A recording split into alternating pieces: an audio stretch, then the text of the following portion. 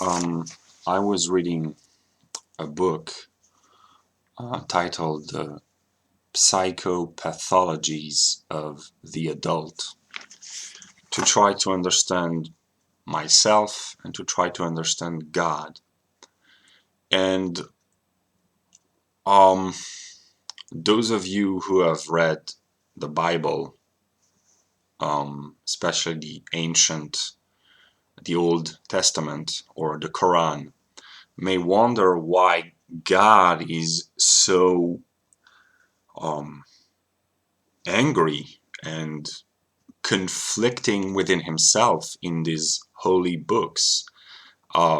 It seems weird that God should be so angry um, and in conflict with his own creation. We find this in the Old Testament and in the Quran. Whereas in Oriental philosophies or religions, God as the Buddha or the void or the Nirvana or the Brahman seem to be at peace. But in the Islamic, Judaic, and Christian religion before the New Testament and Christ, there seemed to be a conflict within the Godhead. And this conflict within the mind of God has been studied by Jacob Böhm, by Philip K. Dick in his exegesis, and by Hegel. And if God was in the world, he would have to justify and explain his own creation. And why are there so-called insane people, crazy people? Because the way I see it, God is a dialectical process, and dialectics in its most abstract form is the self negation of an abstraction, and from this self negation, this inner negativity, which creates an other, which brings forth movement to come back into oneself and to complete the abstract principle, which at first was empty and abstract. So the so-called Hegelian um, um, dialectical three parts movement, thesis, antithesis, synthesis, is actually abstract, negative, concrete. And so here's what the book says about psychosis. Uh, it says that madness should be distinguished from mental diseases, and that psychosis includes seriousness. And Hegel says that the life of God includes the seriousness of what he calls the negative. So God himself is serious. The loss of relationship with reality and delirium. These are the symptoms of madness. And often madness is produced by serious psychic suffering. And psychic comes from psyche, the ancient Greek word for the soul. So the idea that what is described as mental diseases or madness is the product of a suffering of the soul. And yeah, they say that we should try to understand the various forms of suffering, whatever their causes may be, and that this psychopathology is not a speculative theory which would construct an idealist theory of mental diseases, but actually only idealism and Hegelian speculative logic can give us the true meaning of mental diseases, because men were made in the image of God, says the Christian religion, and within men and women there are so-called insane people, and the only way to cure and save those people is to explain them the causes which determine the being, their being, the reason why the way they are, and to liberate them from the lack of understanding or the shame or the guilt, and that's what I am trying to do. So it said that there should be concrete situations with an interaction with the patients, and the patient comes from, I think, a Latin word, is the one who suffers, who is passive, a passion, and a patient is a suffering. And we should describe the symptoms of madness or insanity and seek to explain them. So there's the first step to describe and to analyze, to theorize, and to try to give an explanation.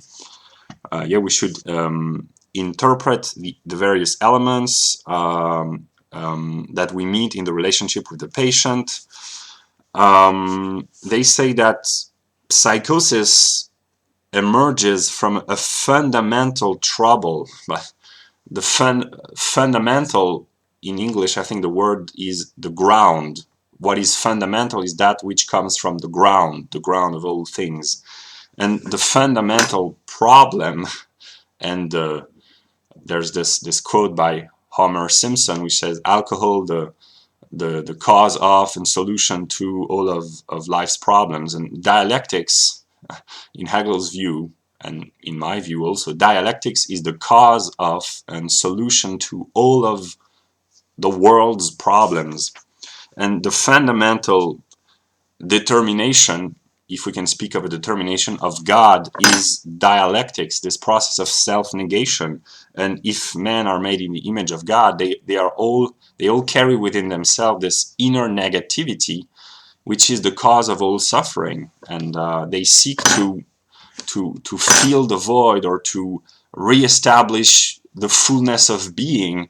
And this is the reason why all men act and move, because they are seeking to reestablish the balance of being. The book says that we should seek the essence of trouble. Essence is a logical determination, like the ground. There's a process of schizophrenia and paranoia.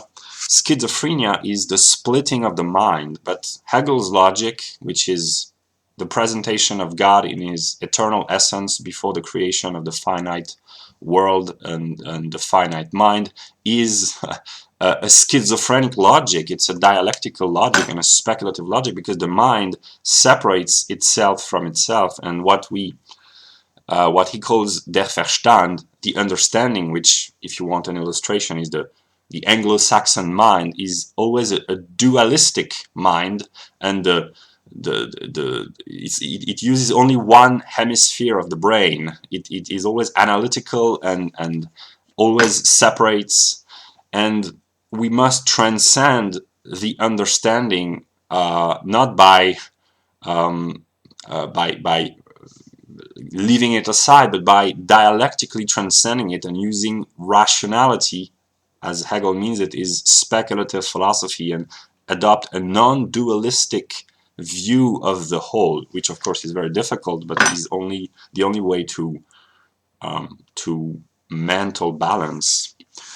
So mental diseases include loss of identity, transformation of reality, but it is spirit in the philosophy of Hegel which loses its own identity, because God or spirit in Hegel's view is the process of self-differentiation and of setting or positing an other, of self-alienation, and from this other, salvation comes from understanding that the other is not an other, it's your own mirror image. And when you see yourself in the other, you understand yourself, you understand the other, and you make peace with this other, with this part of yourself. So in this way I am Spinozian, in the sense that rational understanding and intellectual grasping of things and of minds and of people is the only way to achieve peace and balance and stability and tranquility.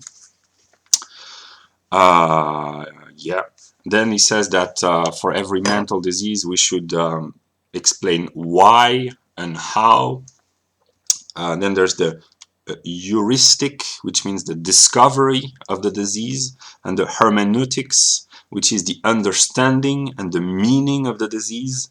And the criteria for a good theory of insanity is internal coherence. And Hegel's philosophy is absolutely internally coherent, and it is self-contradictory, but the self-contradictions are only moments of the totality, but the whole itself is self-sustaining, stable, and unmoving.